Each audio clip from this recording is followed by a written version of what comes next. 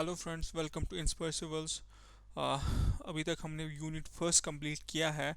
If you have any query you can call me on my number 9622721782 and now will start unit second. बहुत ही ज़्यादा important unit है। सारा जो public administration है, जो प्योर पब्लिक एडमिनिस्ट्रेशन है, वो इसी यूनिट में आपको मिलेगा। ठीक है जी।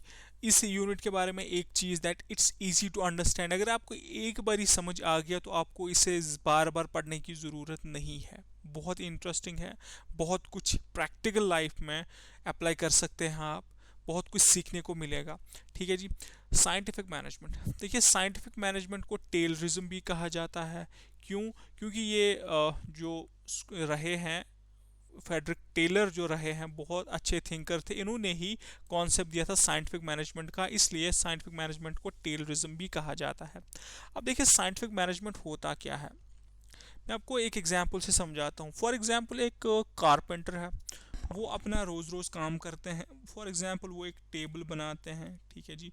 अगर एक कारपेंटर टेबल बनाता है रोज़ रोज़, वो अपने हिसाब से ऐसे तैसे करके एक दिन पहले लकड़ी काटता है, दूसरे दिन पहले कील ठोकता है, तो अपने हिसाब से काम करता है। लेकिन हम अगर उसका जो काम है उसकी हम साइंटिफिक इन्वेस्टिगेशन करें और उसके काम की एनालिसिस करें। ठीक है जी। मतलब कि वो लकड़ी कैसे काटता है, उसको किस स्टेप में कितना टाइम लगता है, अगर इन सब चीज़ों की हम साइंटिफिक इन्वेस्टिगेशन करें तो उसकी जो एफिशिएंसी है वो इम्प्रूव हो सकती है। वो अगर दिन में 10 टेबल बना रहा था, वो अब 15 बना सकता है, क्योंकि हमने साइंटिफिक एनालिसिस से उसकी कमियां ढूंढी, एनालिसिस किया। ठीक है जी। उसकी प्रोसेसेस की कमियां ढूंढी, उसको अच्छा तरीका बताया काम करने का आफ्टर साइंटिफिक एनालिसिस।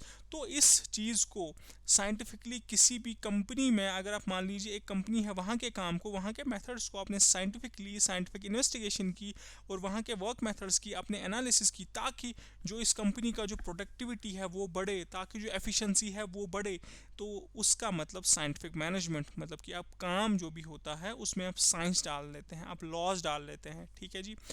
अभी it goes against heater and trial method. देखिए जैसे यही टेबल एक कारपेंटर बनाता है तो कैसे अपना अपने हिसाब से एक दिन पहले लकड़ी काटता है, दूसरे दिन पहले कील लाता है। तो जो हीट एंड ट्रायल मेथड होता है, साइंटिफिक मैनेजमेंट उससे नेगेट करता है, साइंटिफिक मैनेजमेंट उसके अगेंस्ट जाता है। ठीक है जी। देखिए 20th सेंचुरी में फर्स्ट इफर्ट जो किया था वो फेडरिक टेलर ने किया था मैनेजमेंट रिसर्च में। इनका मोटिव था जो एफिशिएंसी है वो इंक्रीज़ हो जाए, वो बढ़ जाए, कंपनीज की जो एफिशिएंसी है वो बढ़ जाए। ठीक है जी। अभी जो फेडरिक टेलर थे, इन्होंने किया क्या, इन्होंने रिसर्च किया। ठीक है। ये एक साइंटिस्ट की तरह ही काम करते थे। कभी कभी क्या ये करते थे, एक चीज़ को प्रूव करने के लिए 50,000 तक एक्सपेरिमेंट्स इन्होंने किए हैं। ठीक है जी। अभी आगे देखते हैं क्या एक्सपेरिमेंट्स किए। मतलब ये आप मान लीजिए एक साइंटिस्ट ही थे। ठीक है जी। साइंटिस्ट तो थे ही नहीं, लेकिन इनका जो काम करने का तरीका था वो पूरा साइंटिस्ट वाला था, पूरा एक्सपेरिमेंट, हर चीज़ का ध्यान रखते थे। ठीक है। अब इन्होंने किया कि जो फेडरिक टेलर है, इन्होंने किया कि ही कंडक्टेड रिसर्च। ठीक है। बहुत सारी कंपनीज चल रही थी, तो उन्होंने अपना एक रिसर्च किया। रिसर्च में इनको कुछ चीज़ें मिली, कुछ कंक्लूजन्स मिले। हम एक एक करके डिस्कस करेंगे कि क्या मिला इन्हें। देखिए पहला इनको मिला सोल्डरिंग। कंक्लूजन की रिसर्च करने के बाद इनको सोल्डरिंग या स्काइविंग, दोनों एक चीज़ें हैं। ठीक है जी। अब सोल्डरिंग और स्काइविंग क्या है, देखिए it's a tendency among employees to operate below capacity. मतलब कि एक एम्प्लॉय अगर दिन में 10 टेबल बनाता है, वो जब किसी कंपनी में काम करता है वो 5 ही बनाता है, तो वो सोल्डरिंग होता है। मतलब कि जानबूझ के कम करना। ठीक है। अब इसमें होता है दो टाइप, एक तो होता है नेचुरल, दूसरा होता है सिस्टमैटिक। ये सिस्टमिक नहीं है, सिस्टमैटिक है। ठीक है जी। अब नेचुरल होता है कि कोई लेज़ी है, उसको आता नहीं, तो वो वाला। सिस्टमैटिक हो गया जानबूझ के कम करना। वो 10 टेबल बनाता सकता है, वो 10 टेबल, लेकिन वो 5 ही बनाता है। ठीक है। फेडरिक टेलर ने उसके रीजंस देखे, तो रीजंस में ये आया कि एम्प्लॉयज़ को लगता है कि अगर हमने ज़्यादा काम किया, अगर हम 100 एम्प्लॉय कहीं पे कंपनी में काम करते हैं, अगर हम दिन में 500 टेबल बनाते हैं नॉर्मल डे में, अगर हमने ज़्यादा काम किया और 700 टेबल बनाने लगे, तो हम में से कुछ लोगों को नौकरी से निकाल दिया जाएगा। या ऐसा भी हो सकता है कि आज हमने सारा ही काम ख़त्म कर लिया, कल के लिए हमारे पास काम ही नहीं रहेगा। ठीक है जी। दूसरा, देखिए ये भी होता था। एक तो non incentive system, non incentive वाला सिस्टम मतलब कि ये एक एम्प्लॉय आता है, अगर वो 5 टेबल बनाए उसको भी शाम को 100 रुपये मिलेंगे। दूसरा एम्प्लॉय बनाए, उसने दिन में 10 टेबल बनाए तो उसको भी 100 रुपये मिलेंगे। मतलब कि कोई फ़र्क ही नहीं पड़ता है, परफॉर्म चाहे जितना कोई करे उस पे वो काम कितना करता है उससे उसका जो पैसा कमाना है वो डिसाइड नहीं होता। ठीक है जी। तो वो दूसरा इसमें ये कि वर्किंग एट हाई पेस में बिकम द स्टैंडर्ड। देखिए उनको ये भी लगता था मुलाजिम को कि अगर मैंने दिन में 10 टेबल बनाए तो कल अगर मैं थोड़ा सा काम मैंने अगर मैं 8 ही बना पाया तो जो मेरा बॉस है वो कल मेरी तनख्वाह काटेगा, बोलेगा तुमने तो कल भाई साहब 10 बनाए थे, आज तुम 8 ही बना के दे रहे हो तो तुम्हारी सैलरी में काट लेता हूँ। मतलब उनको लगता था अगर हम तेज़ काम करें वो स्टैंडर्ड बढ़ जाएगा और एम्प्लॉयर जो है वो हमसे इतना एक्सपेक्ट करेगा जितना हमने फास्ट स्पीड में किया, और उससे हमें हमारी वेजेस जो हैं वो कम हो जाएंगी। तीसरा उनको लगा टेलर को कि जो अनसाइंटिफिक मेथड्स ऑफ वर्क हैं वो भी प्रॉब्लम कर रहे हैं, उनकी वजह से भी स्काइविंग हो रही है।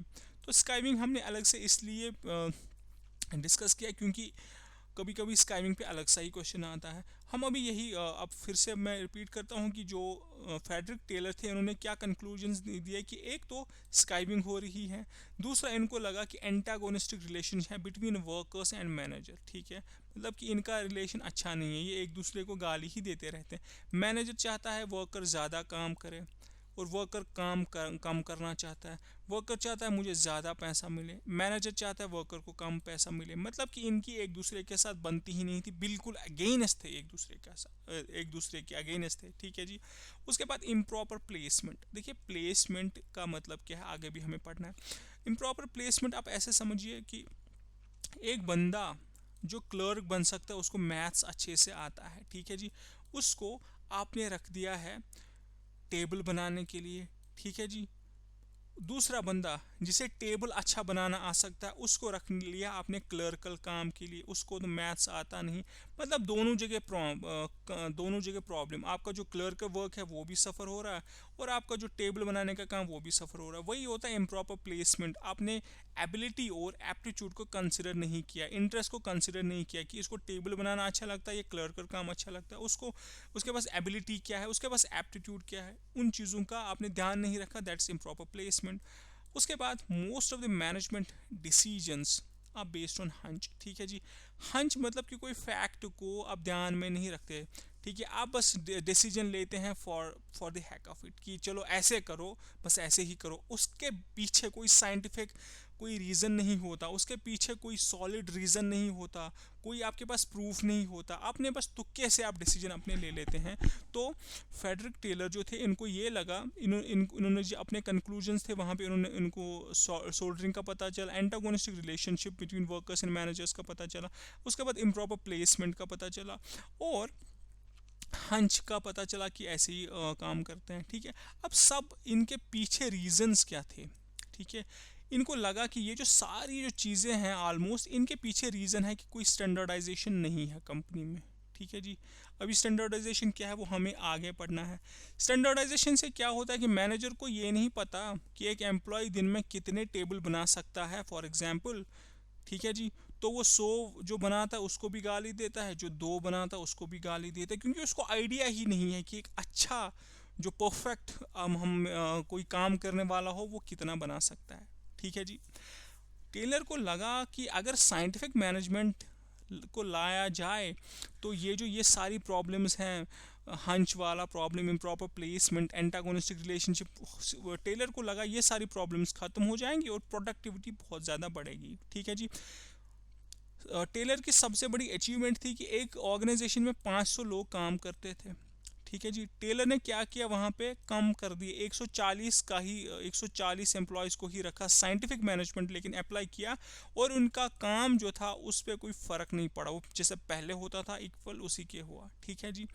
अब हम आते हैं डेवलपमेंट पे। देखिए डेवलपमेंट जो साइंटिफिक मैनेजमेंट का हुआ उसकी ज़रूरत क्या थी, उसका फेज़ क्या था। देखिए क्या हुआ कि जो 19th सेंचुरी से पहले पहले क्या लगता था कि मैनेजर जो है उसका काम अलग है, वर्कर को सारा काम करना है। ठीक है, वर्कर सारा काम करेगा और मैनेजर तभी आएगा जब कुछ पंगा वंगा हो जाए, जब बहुत कोई ज़रूरत पड़े तब मैनेजर आएगा, अदरवाइज मैनेजर साहब जो थे वो आराम ही करते थे। ठीक है, लेकिन मैनेजर आप यहाँ पे कंसिडर कर लीजिए बॉस, ठीक है, कोई भी बॉस हो। लेकिन अब क्या होता है 19th सेंचुरी में फोकस ऑफ मैनेजर्स था, क्योंकि इंडस्ट्रियल रेवोल्यूशन आ गया था, तो अब मैनेजर जो था वो पूरा इन्वॉल्व होते थे, प्री प्लानिंग में इन्वॉल्व होते थे, वो कॉस्ट कटिंग का ध्यान रख रहे थे। तो ऐसी थोड़ी थोड़ी सी चीज़ें, थोड़ी थोड़ी सी बेहतरी आने लगी थी, ठीक है जी।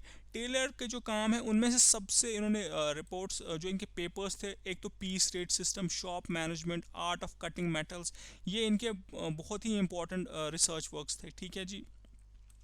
अभी इनके जो प्रिंसिपल्स ऑफ साइंटिफिक मैनेजमेंट है वो क्या है, ठीक है, मतलब जो टेलर साहब थे ये क्या कह रहे थे, इनके प्रिंसिपल्स क्या थे, ठीक है।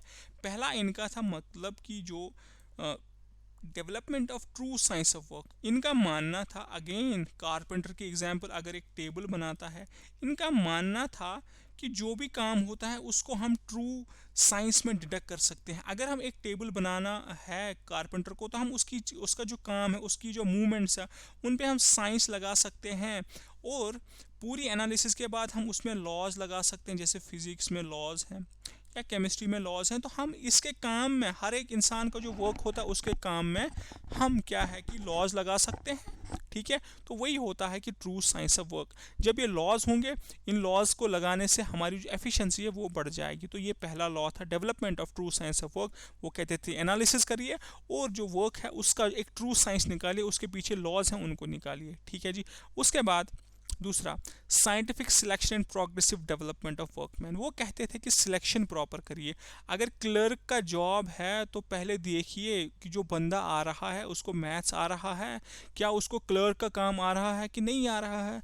अगर आपके पास, अगर आपने लेना है किसी को कारपेंटर, आप देखिए इसको कारपेंटिंग जो है वो आती है कि नहीं आती है। वही होता है साइंटिफिक सिलेक्शन की। आप ट्रेड्स देखिए, आप देखिए फिजिकल एंड इंटेलेक्चुअल क्वालिटीज़ इस इंसान में ऐसी हैं कि ये काम करे नहीं करे, ठीक है जी।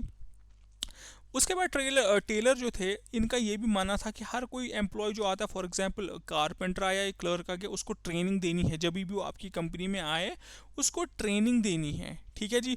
और ट्रेनिंग के बाद टेलर की ये भी सोच थी, जो अभी मैनेजमेंट में अप्लाई की जाती है, कि जो एम्प्लॉय होता है उसकी पर्सनल जो ग्रोथ है उसका भी ध्यान रखना है, उसकी कैपेबिलिटी जो है वो भी बढ़ानी है, आपने उसको ट्रेन भी करना है, उसको प्रमोशन या आगे बढ़ने का चांस भी देना है, ठीक है जी। तो वही होता है एक तो scientific selection and progressive development of workman, ठीक है जी।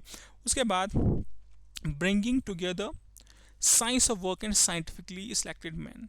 अब देखिए आपके पास, आपने सिलेक्ट भी कर लिया साइंटिफिक मैन, और आपने जो साइंस ऑफ वर्क है वो भी आपने लाया। अब इन दो चीज़ों को आपने मिलाना है, प्लस करना है, ठीक है। उसका मतलब ये होता है कि जो टेलर थे वो कह रहे थे किसी को इंस्पायर करना है एम्प्लॉयज़ को ऐसे काम करने के लिए, जो साइंटिफिकली आपने अब काम डिडक्ट किया, साइंटिफिक काम जो बनाया, और साइंटिफिक आपके पास एम्प्लॉयज़ आ गए, किसी को एम्प्लॉयज़ को मोटिवेट करना है वैसे उस साइंटिफिक तरीके पे काम करने के लिए, तो वो कराएगा कौन, वो कराएगा मैनेजमेंट। वो मैनेजमेंट को इंस्पायर करना है, मैनेजमेंट की ड्यूटी है। और इसमें और एक चीज़ कि जब आप साइंटिफिकली सिलेक्टेड मैन जो है उनको लाते हैं काम के लिए, और साइंस ऑफ वर्क भी है आपके पास, जो आपने पहले यहाँ पे बात की थी, scientific work, sorry science of work, और जो आपके पास अब साइंटिफिक लोग आए हैं, साइंटिफिक सिलेक्शन से जो लोग आए हैं, तो वो जब आपके पास होंगे तो उससे क्या होगा कि जो एम्प्लॉय होगा ही कैन अर्न हायर, उसे ज़्यादा मिल सकता है, और जो कॉस्ट है प्रोडक्शन का, जो खर्चा हो रहा है वो भी कम हो जाएगा, ठीक है जी। तो दोनों को फ़ायदा मिलेगा। उसके बाद friendly cooperation, sorry for the typographical mistakes, friendly cooperation between workers and management, ये भी प्रिंसिपल है। टेलर चाहते थे कि जो ट्रेडिशनल मैनेजमेंट था पहले, वो क्या कहता था कि वो कहता था सारा जो काम है वो वर्कर को ही करना है, मैनेजमेंट को कुछ काम नहीं, मैनेजमेंट की बहुत कम रिस्पॉन्सिबिलिटी है।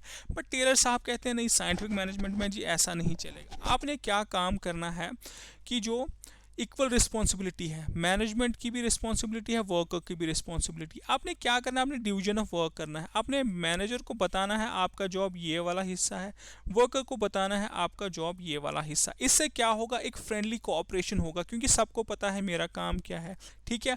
और आपने दूसरी चीज़ों के थ्रू भी जो फ्रेंडली रिलेशन है इन दोनों के दरमियान वो क्रिएट करनी है, ठीक है जी। तो अभी तक सिंपल सी मैंने आपको चीज़ बताई कि साइंटिफिक ये क्या होता है, साइंटिफिक मैनेजमेंट क्या होता है, कि किसी भी काम में साइंटिफिक एनालिसिस लगाते हैं ताकि उसमें जो लॉज हैं काम के उनको हम निकालें ताकि जो एफिशिएंसी है वो बढ़ जाए। उसके बाद जो टेलर थे, फेडरिक टेलर, उन्होंने एक्सपेरिमेंट्स किए, सोल्डरिंग पे एक्सपेरिमेंट, सोल्डरिंग और स्कैविंग मीन्स कि लोग जानबूझ के काम कम करते हैं। उसके बाद ये उनको लगा कंक्लूजन की एंटागोनिस्टिक रिलेशन है बिटवीन वर्कर्स एंड मैनेजमेंट। उसके बाद इम्प्रॉपर प्लेसमेंट की, अगर कोई क्लर्क का काम जानता है उसको हम डाल लेते हैं कारपेंटर के काम में, और कारपेंटर वाले को हम डाल लेते हैं एक क्लर्क वाले काम में अपनी कंपनी में। तो जब ये कंपनी में हम ये दोनों लोग काम करेंगे तो ना क्लर्क का काम सही होगा ना कारपेंटर वाला काम सही होगा। उसके बाद सारे डिसीजन जो है वो हंच पे चलते हैं, तुक्का मार के चलते हैं, कोई फैक्ट नहीं होता, कोई रीज़न नहीं होता। ठीक है, अभी डेवलपमेंट ऑफ साइंटिफिक मैनेजमेंट कब हुआ स्टार्ट? 19th सेंचुरी में थोड़ा सा मैनेजर्स का फोकस बढ़ा। ठीक है, उसके बाद हमने प्रिंसिपल्स की बात की कि पहला प्रिंसिपल की development of true science of work की, मतलब जो भी इंसान काम करता है, जो भी कोई काम होता है उसको एनालाइज करना, उसमें साइंटिफिक इन्वेस्टिगेशन करना ताकि उसमें जो लॉज हैं, जो रूल्स हैं, जैसे फिजिक्स या केमिस्ट्री में होते हैं, उन लॉज का जब हमें पता चले तो हम क्या कर सकते हैं कि हम एफिशिएंसी बढ़ा सकते हैं। एफिशिएंसी बढ़ाने का मतलब कि काम भी ज़्यादा होगा, जो मुलाजिम होगा उस पर प्रेशर भी कम पड़ेगा। उसके बाद साइंटिफिक सिलेक्शन की बात की कि जो बंदा डिज़र्व करता है, जो उसमें काबिलियत है, उसके हिसाब से उसे जॉब दीजिए और उसकी ग्रोथ का ध्यान रखिए। उसके बाद दोनों को मिलाना है। ठीक है जी, उससे क्या होगा, कॉस्ट ऑफ प्रोडक्शन भी कम हो जाएगा, एम्प्लॉय ज़्यादा कमा भी पाएगा। और आपने ये भी इंश्योर करना है कि जो आपने अब साइंस ऑफ वर्क बनाया है कि अब एम्प्लॉय इसको फॉलो भी करे। ठीक है, उसके बाद फ्रेंडली कोऑपरेशन, दोनों में जो मैनेजर्स होते हैं और जो वर्कर्स होते हैं उनमें दुश्मनी नहीं बल्कि दोस्ती होनी चाहिए। ठीक है जी, ये बोला अब तक। अभी अब ये सारा जो बोला ये हवा में तो होगा नहीं। ठीक है जी, इसके लिए कुछ टेक्निक्स चाहिए, जो टेक्निक्स हमें फेडरिक टेलर साहब ने डिटेल में बताई हैं, और बहुत अच्छी टेक्निक्स हैं, बहुत समझने वाली टेक्निक्स हैं। देखिए, अगर टेक्निक से क्वेश्चन आता है, जैसे फंक्शनल फोरमैनशिप ये टेक्निक है, यहाँ पे टाइम एंड स्टडी मोशन ये टेक्निक है। ठीक है जी, स्टैंडर्डाइजेशन ये टेक्निक है। लेकिन हमने इनको कहीं कहीं पे, जैसे यहाँ पे मैंने इनको मिलाया है क्योंकि ये सारे कॉन्सेप्ट रिलेटेड हैं। ठीक है, तो हम आते हैं पहले टेक्निक्स पे, मतलब कि कैसे, अब साइंटिफिक मैनेजमेंट तो आप कह रहे हो लेकिन ये हवा में होगा नहीं, इसके लिए कौन सी टेक्निक है, किस टेक्निक से हम ये अचीव करें। ठीक है, देखिए, पहला जो टेलर साहब थे इन्होंने रिजेक्ट किया traditional authority based on military control. एक पहले क्या होता था कि एक मैनेजर है, ठीक है, वो वर्कर्स को 5-10 वर्कर्स को बताता है कि आप जी ऐसा काम करो, या एक वर्कर को बताता है आप ऐसे काम करो, दूसरे को भी बताता है आप ऐसे काम करो, तीसरे को भी बताता है आप ऐसे काम करो। मतलब मैनेजर सभी को बताता है आप काम कैसे करो, लेकिन मैनेजर ऐसा तो नहीं होता ना कि मैनेजर को सब किसी चीज़ का पता, हर एक चीज़ का पता है। ठीक है, इसलिए जो टेलर साहब थे उन्होंने फंक्शनल फोरमैनशिप की बात की। ठीक है जी, जैसे यहाँ पे फंक्शनल फोरमैनशिप की बात की, तो फंक्शनल फोरमैनशिप में होता क्या है? फंक्शनल फोरमैनशिप में होता यह है कि टेलर जो थे, ही believed every production worker should get instruction from 8 bosses, कि जो भी प्रोडक्शन में काम करता है, जैसे कोई फैक्ट्री है, कोई वर्कर है वहाँ प्रोडक्शन काम में काम करता है, उसको गाइडेंस और इंस्ट्रक्शंस मिलनी चाहिए एक बॉस से नहीं, लेकिन 8 लोगों से, 8 बॉसेस से। ठीक है जी, जिनको स्पेशल नॉलेज है अपने अपने एरिया में। ठीक है, अब उनमें 2 डिविजन्स कर सकते हैं हम। एक तो एग्जीक्यूशन वाले 4 इंस्ट्रक्टर्स, वो लोग होंगे जो इंस्ट्रक्शन देंगे, और प्लानिंग वाले 5 बॉसेस होंगे जो प्लानिंग की इंस्ट्रक्शंस देंगे। जैसे एग्जीक्यूशन में gang boss, speed boss, repair boss, inspectors, और प्लानिंग वाला जो काम होगा वो आपको order of work and root clerk, time and cost clerk, shop disciplinarian, instruction card clerk. मतलब कि देखिए, डिसिप्लिन का भी आपका ध्यान कोई रख रहा है, टाइम का भी ध्यान रख रहा है, आप खर्चा कितना कर रहे हैं उसका ध्यान रख रहा है। ठीक है जी, मैं आपको सिंपली एक इस एग्जाम्पल को छोड़ के मैं आपको एक सिंपल सी एग्जाम्पल बताता हूँ। फॉर एग्जाम्पल, टेलर जो थे वो यहाँ पे जो फंक्शनल फोरमैनशिप की वो बात क्या कर रहे थे। फॉर एग्जाम्पल, एक स्कूल है, ठीक है, स्कूल की एग्जाम्पल मैं बार बार आपको देता हूँ। एक प्रिंसिपल सर अगर हैं, वो क्या करते हैं, एक टीचर को ऑर्डर देते हैं। ठीक है जी, टीचर को ऑर्डर देते हैं कि आप बच्चे को पढ़ाओ, नीचे स्टूडेंट आता है। अब देखिए, टेलर का मानना था कि यार ये जो स्टूडेंट है और टीचर इसे पढ़ाता है, लेकिन टीचर को ज़्यादा नहीं पता, टीचर को बस पढ़ाने का पता है, टीचर को एक स्टूडेंट की साइकोलॉजी का नहीं पता, स्टूडेंट के हेल्थ का नहीं पता, स्टूडेंट की मोटिवेशन का नहीं पता। इसलिए जो टेलर थे, अगर वो क्या चाहते थे कि जो एक टीचर हो फॉर एग्जांपल, उसको क्या करें, उसको ऐसे ऑर्डर दे, एक साइकोलॉजिस्ट जो है वो इसको ये समझाए कि बच्चे की साइकी कैसे, उसको कैसे पढ़ाना है, ठीक है। दूसरा एजुकेशन का एक्सपर्ट हो, वो टीचर को ये समझाए कि आपको बच्चे को क्या पढ़ाना है, क्या टॉपिक पढ़ाना है, कैसे पढ़ाना है। मतलब उनका मकसद था कि हर एक जो वर्कर होता है उसका जो काम होता है उसके डिफरेंट पार्ट्स होते हैं, हर पार्ट के लिए उसे एक एक्सपर्ट की गाइडेंस मिलनी चाहिए और इंस्ट्रक्शन मिलनी चाहिए, ठीक है जी। ये पहला था functional foremanship. I hope clear हुआ हो। अब क्या होगा, प्रोडक्टिविटी भी बढ़ेगी, एफिशिएंसी भी बढ़ेगी, ठीक है जी। अब टेलर जो थे इन्होंने स्पेशलाइजेशन की बात की, ठीक है। स्पेशलाइजेशन एट द एंड में आपको बताऊंगा क्या होगा। अच्छा, स्पेशलाइजेशन सिंपली मीन्स कि जो भी बंदा हो, फॉर एग्जांपल अगर 10 लोग हैं ऑफिस में और वो 10 काम देख रहे हैं, हर एक बंदा अपना अपना स्पेशल काम देख रहा है, तो वो होती है स्पेशलाइजेशन। दूसरा ये होगा कि 10 काम है, एक ही बंदा देख रहा है सारे काम, तो वो स्पेशलाइजेशन नहीं होगी। स्पेशलाइजेशन मतलब कि हर एक बंदा एक स्पेशल एक्सपर्ट जो होता है वो हर एक अलग अलग अपना अपना काम कर रहा है, ठीक है। ये आगे मैं और आपको क्लियर करूँगा, ठीक है। अभी एक टेक्निक तो टेलर ने बताई फंक्शनल फोरमैनशिप, दूसरी टेक्निक टेलर की थी स्टैंडर्डाइजेशन, ठीक है। अब स्टैंडर्डाइजेशन में होता क्या है, देखिए बहुत इंपॉर्टेंट, बहुत अच्छा, बहुत ही प्यारा कॉन्सेप्ट है, आपने समझना है। देखिए मैं आपको बताऊं, एग्जाम्पल मैं देता हूं सोफ़ा की, ठीक है। अब मान लीजिए टेलर क्या कहते थे कि मोशन स्टडी और टाइम स्टडी करनी है, ठीक है। मोशन स्टडी और टाइम स्टडी करनी है। देखिए मोशन स्टडी का ए complex task is broken into smaller steps, sequence of movements taken by employees is observed to eliminate redundant step। मैं आपको बताता हूँ, एक कंपनी है फॉर एग्जांपल, ठीक है। वहाँ पे जो है एक कारपेंटर काम करता है, वो क्या बनाता है, वो सोफ़ा बनाता है, ठीक है जी। सोफ़ा बनाता है कारपेंटर। अब मोशन स्टडी में हम क्या करेंगे, हम देखेंगे कि जो कारपेंटर ये क्या करता है, ये पहले स्टोर में जाता है, ठीक है जी। आराम से समझिए, स्टोर में जाता है, वहाँ से लकड़ी लेके आता है, फिर अपने वर्क स्टेशन पे जाता है, ठीक है जी। लकड़ी लेके आता है, फिर ये काटता है लकड़ी, ठीक है जी। उसके बाद ये वापस आता है, फिर यहाँ से कील लेता है, ठीक है। फिर वापस जाता है, फिर यहाँ से जब टेबल इसने बनाया फिर यहाँ वापस आता है, तो फिर वार्निश लेता है, ठीक है। अब इसकी मोशन स्टडी यही होगी कि ये मोशन कैसे करता है, यहाँ से वहाँ मोशन की, फिर दूसरा पार्ट मोशन का कि काटने का, वो भी मोशन एक है, तो हमने इसकी मोशन स्टडी की। अब हम क्या कर सकते हैं कि इसके देखिए एक से यहाँ एक चक्कर लग रहा है, फिर 2 चक्कर लग रहे हैं, 3 चक्कर लग रहे हैं, 4 चक्कर लग रहे हैं, फजूल में टाइम जा रहा है। हम इसको क्या बोलेंगे कि आपने भाई साहब क्या करना है, आपने ज़्यादा घूमना नहीं है। आप क्या करो, आप बस स्टोर से सुबह एक टाइम पे ही सामान अपना लेके जाइएगा, ठीक है।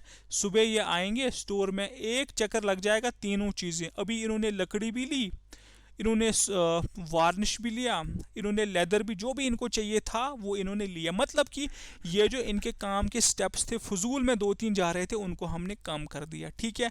तो मतलब कि वो होती है मोशन स्टडी, ठीक है जी। मोशन स्टडी मतलब मूवमेंट्स की स्टडी करते हैं, फिर जो फजूल स्टेप होता है उसको हमने निकाल दिया। इससे क्या होगा, जो एम्प्लॉय होगा उसका टाइम बचेगा, ठीक है। उसकी मोशन भी ज़ाया नहीं होगी, वो थकेगा भी कम, ठीक है। हो गया आई होप मोशन स्टडी। अब टाइम स्टडी, देखिए अब ये सोफ़ा बनाता है, ठीक है जी। अभी अगर ये सोफ़ा बनाता है, इसका मोशन क्या होगा, पहले ये क्या करेगा, ये लेदर लेगा, ठीक है। पहले ये लकड़ी लेगा, उसको काटेगा, फिर लेदर लेगा, उसको काटेगा, फिर स्प्रिंग लेगा, इसको काटेगा। फॉर एग्जांपल लेदर को लगाने में इसको 10 मिनट लगते हैं, ठीक है जी। उसके बाद लकड़ी को काटने में इसको 10 मिनट लगते हैं। उसके बाद कोई और चीज़ करने में, स्प्रिंग लगाने में इसको 10 मिनट लगते हैं। फॉर एग्जांपल अब मान लीजिए 30 मिनट में क्या होता है कि एक सोफ़ा तैयार होता है, ठीक है जी। मतलब आपने इसका जो टाइम स्टडी है वो भी कर लिया, ठीक है। अब आपके पास एक स्टैंडर्ड बन गया कि 1 घंटे 30 मिनट में एक सोफ़ा बन सकता है, ठीक है जी। जब आपके पास ये स्टैंडर्ड आ गया कि 30 मिनट में एक सोफ़ा बन सकता है, अगर आपका एम्प्लॉय 2 घंटे काम करता है ऑफिस में, तो आपको आइडिया है कि ये इसने 4 सोफे एटलीस्ट बनाने हैं। मतलब आपके पास एक स्टैंडर्ड आ गया कि 30 मिनट में कितना काम हो सकता है, कि एम्प्लॉय अगर दिन में 10 घंटे आपकी कंपनी में गुजारता है तो वो कितने सोफ़ा बना सकता है या कितनी चीज़ें बना सकता है। मतलब आपके पास एक स्टैंडर्ड सेट हो गया। I hope things are clear. ठीक है जी, I hope things are clear. मैं ये वाला कॉन्सेप्ट जो इसको मैं फिर से एक बार रिपीट करूँगा आपके लिए। उसके बाद दूसरी technique differential piece rate system. देखिए क्या होता है कि दो चीज़ें यहाँ पे, ठीक है जी। एक तो ये कि एम्प्लॉय जो होते हैं कुछ लोग, वो क्या करते हैं कि 2 टेबल जो बनाएगा उसको भी क्या मिलेगा, उसको भी at the end of the day 100 रुपये फॉर एग्जांपल मिलेंगे। 5 टेबल वाला भी जो है वो भी बनाएगा यही, ठीक है, उसको भी 100 रुपये मिले। इस बेचारे ने 5 टेबल वाले ने काम ज़्यादा किया लेकिन इसको भी at the end of day यही मिला। अब डिफरेंशियल पीस रेट सिस्टम में क्या करते हैं कि एम्प्लॉयज़ परफॉर्मिंग बेटर और क्लोज टू स्टैंडर्ड। अब आपके पास स्टैंडर्ड है कि 30 मिनट में टेबल बन सकता है, फॉर एग्जांपल सोफ़ा बन सकता है एक। अगर एम्प्लॉय दिन में 4 घंटे आता है, ठीक है, तो मतलब टेबल बना सकता है 8। अगर अब कोई एम्प्लॉय 8 बनाता है, उसको अपने रिवार्ड करें, उसको अपने पैसे देने हैं एक्स्ट्रा। या कोई 10 टेबल बनाता है, उसको भी आपने पैसे देने हैं एक्स्ट्रा। लेकिन अगर कोई 2 टेबल बनाता है या 2 सोफ़ा ही बना लेता है, तो उसने जो लेज़ी बना उसके आपने पैसे काटने, उसका है उसको पनिशमेंट देनी है, क्योंकि वो बेकार है, वो काम ही नहीं कर रहा। वो जो अच्छा काम कर रहे हैं उनको रिवार्ड करना है। That is the differential piece rate system. ठीक है जी। तो performing less than standard are paid less, efficient workers are rewarded and lazy ones are penalised. ठीक है जी। उसके बाद दूसरी टेक्निक एक्सेप्शन वाला रूल। देखिए दो मीनिंग्स हैं एक्सेप्शन की डिफरेंट डिफरेंट बुक्स पे। एक्सेप्शन आपने ये समझना है जैसे कोई एक्सेप्शनल केस होता है। पहले आपने एक्सेप्शन ये समझनी है कि ये कि अगर एक एम्प्लॉय, आपने अब स्टैंडर्ड निकाला कि 30 मिनट में जो एक सोफ़ा बन सकता है, ठीक है जी। आपने देखना है कि एक एम्प्लॉय जो है वो अगर 30 मिनट में 2 टेबल बना लेता है तो वो तो एक्सेप्शन है, उसका भी ध्यान आपने रखना है।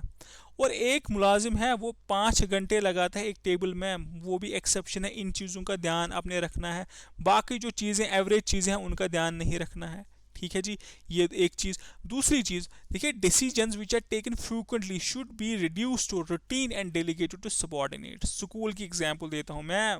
फॉर एग्जांपल प्रिंसिपल साहब हैं, अगर प्रिंसिपल साहब बोलते हैं नहीं जो भी डिसीजन लेना है वो मेरे से पूछिए, मेरे से ही पूछिए, ठीक है जी, मेरे बगैर आपने कुछ नहीं करना। अगर हर स्कूल में 100 स्टूडेंट्स हैं तो हर स्टूडेंट ये बोलता है कि मुझे, फॉर एग्जांपल 10 स्टूडेंट ये बोलते हैं कि मुझे जी ऑफ चाहिए, ठीक है। अब प्रिंसिपल साहब ने बोल के रखा है कि मेरे बगैर किसी को ऑफ नहीं देना, मुझे पूछे बगैर किसी को ऑफ नहीं देना। तो जो टीचर होंगे वो हर एक स्टूडेंट को बोलेंगे आप जी प्रिंसिपल साहब के पास जाइए। मतलब कि प्रिंसिपल साहब को तो यही काम करना है, फिर दिन भर यही देखना है बेटा क्यों जाना है, क्या जाना है। मतलब प्रिंसिपल साहब पे एक अननेसेसरी जो काम है उसका प्रेशर आएगा, वो अपना काम कर ही नहीं पाएंगे। इसलिए एक्सेप्शन रूल में क्या कहते हैं कि decisions which are taken frequently, जो जल्द हर रोज़ लेने पड़ते हैं, और रूटीन वाले डिसीजन उनको डेलीगेट कीजिए। टीचर को बोलिए कि टीचर साहब अगर कोई ऑफ मांगता है तो आप खुद डिसाइड करिए, आप खुद डिसाइड करिए उसको ऑफ देना है कि नहीं देना है। ठीक है जी। और जो इंपॉर्टेंट डिसीजन है, कुछ और बड़ा डिसीजन है, तो वो सुपीरियर पे, वो प्रिंसिपल पे फॉर एग्जांपल छोड़ दीजिए। ठीक है जी। तो manager should look for exceptional cases so that they can focus on big decisions. ठीक है।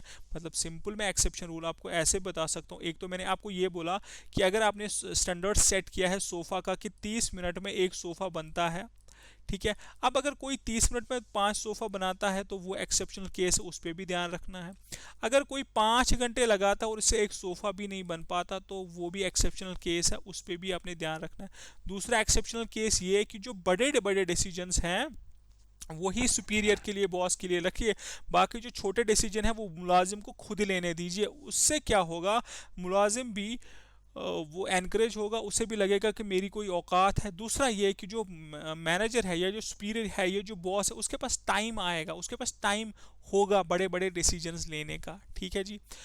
एक इम्पॉर्टेंट चीज़ होती है मेंटल रेवोल्यूशन। देखिए मेंटल रेवोल्यूशन की बात करें, ये भी मेंटल रेवोल्यूशन का क्या बोला था, टेलर कहते थे कि ये जो साइंटिफिक मैनेजमेंट है जब आप ये अप्लाई करेंगे तो क्या होगा कि मेंटल रेवोल्यूशन आएगा। ठीक है, मेंटल रेवोल्यूशन मतलब कि जो इंटरेस्ट ऑफ वर्कर और मैनेजर है दे आर नॉट एंटागोनिस्ट।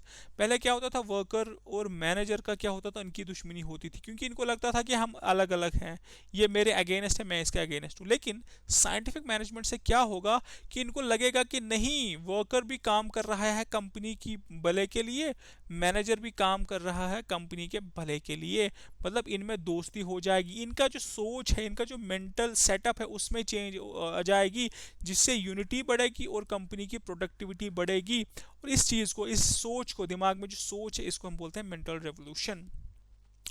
अभी क्रिटिसिज्म की बात करते हैं। देखिए हर चीज़ का क्रिटिसिज्म होता है।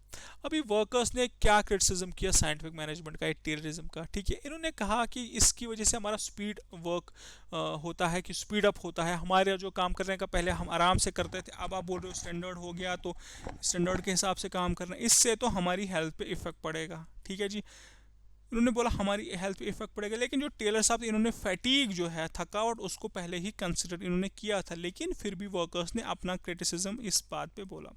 दूसरा बोर्डम, मतलब कि आप बार बार एक ही काम कर रहे हो। जो स्पेशलाइजेशन की बात कर रहे थे, टेलर ने स्पेशलाइजेशन की बात की कि एक बंदे को एक ही काम रोज़ रोज़ कराइए, अच्छे से कराइए। ठीक है, अब वर्कर्स ने ये कहा कि एक बंदा रोज़ रोज़ एक ही काम करेगा तो वो फुल डे, हर दिन सालों साल वही काम करेगा तो वो बोर हो जाएगा, उसका इंटरेस्ट लूज हो जाएगा। ठीक है, कुछ वर्कर्स को लगा कि अनएम्प्लॉयमेंट हो जाएगी, क्योंकि अब प्रोडक्टिविटी बढ़ेगी, काम का स्पीड बढ़ रहा है, प्रोडक्शन ज़्यादा हो रही है, इसकी वजह से क्या हो सकता है, अनएम्प्लॉयमेंट हो सकता है। कुछ लोगों को ये लगा।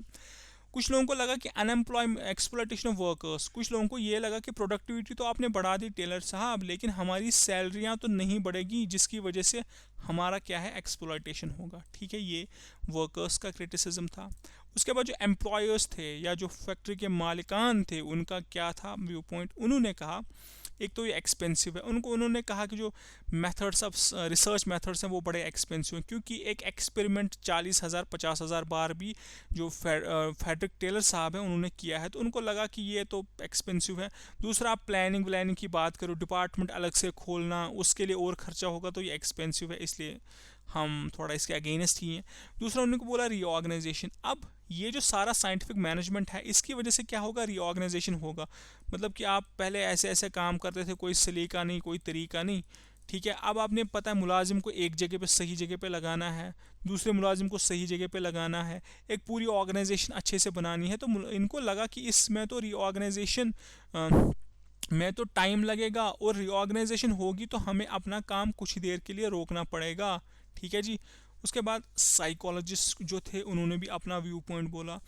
देखिए फेडरिक टेलर साहब ने बात की थी कि काम ऐसे बढ़ेगा, काम ऐसे स्पीड होगा, इकॉनमी ऐसे बढ़ेगी, लेकिन इन्होंने इंसानों के बारे में ज़्यादा नहीं सोचा था। ठीक है, इन्होंने इस बारे में नहीं सोचा था कि जो वर्कर होगा वो भी इंसान है, उसके पास भी दिमाग है, वो भी कोई इनिशिएटिव ले सकता है, वो भी अपनी कोई इनोवेशन डाल सकता है काम में। ठीक है, वो इनका क्या था, वो इनका क्रिटिसिज्म था। ये जो मैरी फॉलेट थी, एल्टन मायो, पीटर ड्रकर, ये सारे क्रिटिक थे, इन्होंने सब ने क्रिटिसिज्म किया साइंटिफिक मैनेजमेंट का। लेकिन ओवरऑल अगर देखा जाए, इट हैड पॉजिटिव इम्पैक्ट। देखिए मैनेजमेंट में भी इनके बहुत कॉन्सेप्ट्स यूज़ किए जाते हैं। जो स्पीड था काम का वो बहुत बढ़ गया। फैक्ट्रीज या इंडस्ट्रीज जहाँ पे भी इन्होंने अपने कॉन्सेप्ट जो थे, साइंटिफिक मैनेजमेंट जो लगा, उसमें क्या हो गया, बहुत सारी चेंज आ गई, प्रोडक्टिविटी बढ़ी, कॉस्ट जो था वो कम हो गया। ठीक है, आई होप सारी चीज़ें क्लियर हुई हो। यहाँ जो स्टैंडर्डाइजेशन की मैंने बात की, मैं आपको फिर से एक बारी सिंपल से तरीके से समझाता हूँ। Motion and time study. देखिए मोशन स्टडी होता है कि मोशन जो इंसान करता है काम करते टाइम, और टाइम क्या लगता है। देखिए मैं फिर से आपको समझाता हूँ। मैंने आपको बोला था यहाँ पे एक फॉर एग्जांपल आप ले लीजिए, एक स्टोर है, यहाँ पे एक वर्कमैन है, ये सारा जो है ये कंपनी में काम कर रहे हैं। ठीक है, ये कंपनी में ही स्टोर भी है, ये स्टोर है, और ये जो वर्कर है वो अपना काम वर्क स्टेशन पे करता है। अब वर्कर क्या करता है, सुबह आता है, इसको टेबल बनाना है फॉर एग्जांपल, या फॉर एग्जांपल सोफ़ा बनाना है, सोफ़ा की मैंने एग्जांपल ली यहाँ पे।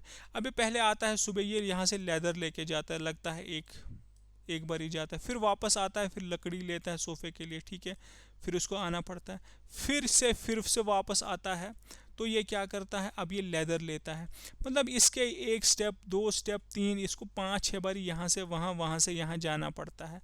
अब जो फेडरिक टेलर साहब हैं ये क्या कहते हैं, ये कहते हैं आप काम का एनालिसिस करिए, मतलब हम काम का जब एनालिसिस करेंगे हमें ये तो लगता है ना यहाँ पे कि ये तो फजूल में आ रहा है, अबे हम इसको क्या बोलेंगे, यार सुबह तुम लेदर भी लिया करो, सुबह तुम लकड़ी भी लिया करो, जो चीज़ें चाहिए सब कुछ लिया करो, मतलब ये एक बार जाएगा, इसे बार बार नहीं आना पड़ेगा। मतलब हमने जो इसके काम के जो स्टेप्स थे वो हमने रिड्यूस कर दिए, जो फजूल वाले स्टेप्स थे उनको हमने एलिमिनेट कर दिया। ठीक है जी, हो गया, मोशन स्टडी हो गया।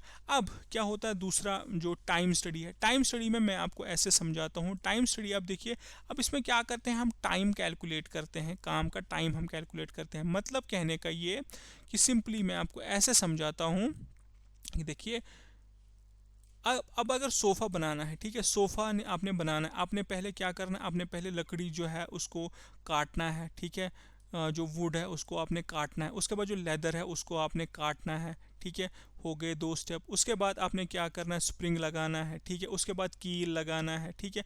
अब मान लीजिए जो वुड जो कटिंग है इसमें आपके अगर 5 मिनट लगते हैं, ठीक है, उसके बाद जो लेदर आपने लगाना है उसमें 5 मिनट लगते हैं, उसके बाद आपने जो सेटिंग वेटिंग और करनी है, मान लीजिए आप में उसमें 5 मिनट लगते हैं। फॉर एग्जांपल ये जो सारे सोफ़ा के स्टेप हैं, अब मान लीजिए कि 3 स्टेप्स में ही, हाइपोथेटिकल सा एग्जांपल, 3 स्टेप्स में ही सोफ़ा बनता है। पहले स्टेप में आपने 5 मिनट लगा दिए, दूसरे स्टेप में भी आपने 5 मिनट लगा दिए, तीसरे स्टेप में भी 5 मिनट लगा दिए। मतलब हम कैलकुलेट करेंगे कि एक सोफ़ा जो ऐसे है वो तो 15 मिनट में बन सकता है। ठीक है, मतलब हमारे पास एक स्टैंडर्ड आ गया कि मुलाजिम अगर 15 मिनट काम करेगा ये एक सोफ़ा बना सकता है। ठीक है, तो वो हो गया टाइम स्टडी के, टाइम कैलकुलेट किया हमने, और मोशन स्टडी मीन्स हमने मोशन कैलकुलेट की। ठीक है जी, आई होप सारा कुछ क्लियर है। मैं एक बारी फिर से इसको जल्दी जल्दी से रिवाइज करता हूँ कि साइंटिफिक मैनेजमेंट में क्या होता है कि हम साइंटिफिक एनालिसिस करते हैं काम की, ताकि हम जो लॉज हैं उनको निकाल पाएँ। उसकी वजह से क्या होगा, एफिशिएंसी जो है वो इम्प्रूव हो जाएगी। ठीक है जी, जो फेडरिक टेलर थे उन्होंने रिसर्च किया, रिसर्च में उन्होंने कुछ चीज़ें पाई, लाइक सोल्डरिंग इन्होंने पाई। सोल्डरिंग होता है कि जानबूझ के कम काम करते हैं। उसके बाद मैनेजर और वर्कर्स जो थे उनकी आपस में दुश्मनी थी। ठीक है, उसके बाद इम्प्रॉपर प्लेसमेंट थी। ठीक है जी, इम्प्रॉपर प्लेसमेंट मतलब कि जो क्लर्क होना चाहिए था वो होता था कारपेंटर, और कारपेंटर को कंपनी में कहीं और लगा लेते थे। ठीक है, उसके बाद हंच होता था। ठीक है, उसके बाद उन्होंने कहा कि जो साइंटिफिक मैनेजमेंट जो है ये सब कुछ हमारी प्रॉब्लम्स हैं सॉल्व कर देगा। उसके बाद डेवलपमेंट ऑफ साइंटिफिक मैनेजमेंट मैंने आपको बोला कि क्या हुआ था 19th सेंचुरी में। उसका प्रिंसिपल्स ऑफ साइंटिफिक मैनेजमेंट, पहला तो development of true science of work, कि जो वर्क है, जो भी काम है उसको एनालिसिस कीजिए, उसमें लॉज निकालिए, उसमें रूल्स निकालिए। जैसे फिजिक्स या बाकी साइंसेज में लॉ होते हैं, ऐसे ही वर्क में भी निकालिए लॉज।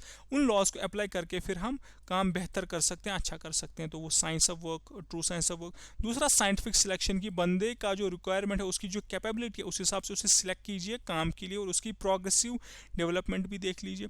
उसके बाद जो अब आपके पास साइंटिफिक जो है एम्प्लॉयज़ जो है उनको साइंटिफिकली सिलेक्ट किया है, और साइंटिफिक वर्क है आपके पास, इन दोनों को साथ में लाइए, इन दोनों को इकट्ठे रखिए, इन दोनों को अप्लाई करिए। उससे क्या होगा, आपका जो कॉस्ट है वो भी बढ़ेगा, और जो कॉस्ट है वो कम हो जाएगा, और एम्प्लॉय आपका ज़्यादा कमा पाएगा। ठीक है, उसके बाद फ्रेंडली कोऑपरेशन जो है उसको प्रमोट करिए। उसके बाद मैंने आपको सिंपली बोला फंक्शनल फोरमैनशिप टेक्निक।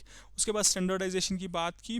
उसके बाद डिफरेंशियल पीस रेट सिस्टम की बात की, एक्सेप्शन रूल की बात की, मेंटल रेवोल्यूशन और क्रिटिसिज्म की बात की। I hope things are clear to you. अगर कोई भी कन्फ्यूजन है तो मुझे 962272171782 पे कॉल करिए। कोई भी कन्फ्यूजन हो, ये जो टॉपिक्स हैं मैंने इन पे रिसर्च पेपर लिखे हैं, तो आई थिंक, और मुझे लगता है मैं इसमें काफ़ी कॉन्फिडेंट हूँ कि मैं ये अच्छे से किसी को भी पढ़ा सकता हूँ, और मेरी नॉलेज काफ़ी है इसमें। If you have any problem please call me.